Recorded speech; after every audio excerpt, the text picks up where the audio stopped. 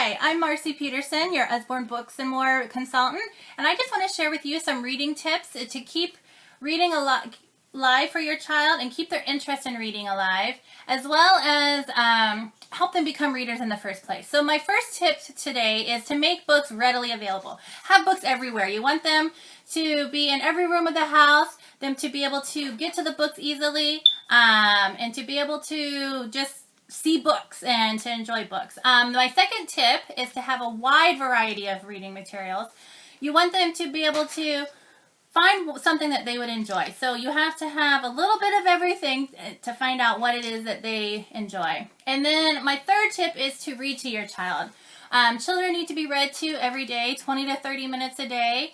It helps their vocabulary, their spelling, their comprehension, everything. And I always have felt that as long as a child can read, they will be successful because they can find out whatever it is that they want to find out and whatever it is that they need to know. And then my fourth tip is to have family reading time. My husband started when my girls were little, reading to them every night. It was a big thing and it was a fun thing and they look forward to it. And so while they were doing the reading time, while he was reading to them, he was able to introduce them to classics and to books that were beyond their reading level so that they could enjoy many different kinds of books.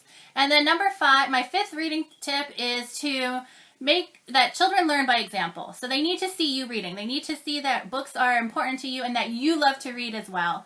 And so there was a study done, and a child with 50 kids' books at home will score 5 percentile points higher than a child that has no books at home.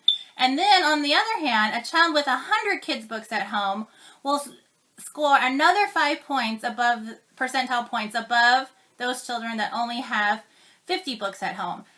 So having books and reading and enjoying those fantasy worlds and is a big important step for your child. And I want to invite my daughters to come and give a reading tip that helped them when they were starting out to read and to help them keep their reading interests alive.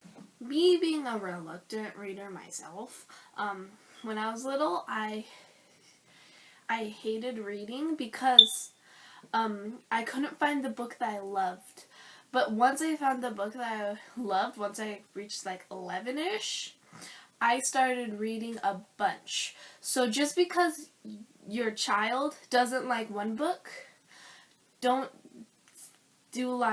say that they hate reading just because they don't like that one book. Hi, I'm Mia, Marci's oldest daughter, and one of my tips for you is try to strive to find what interests your child.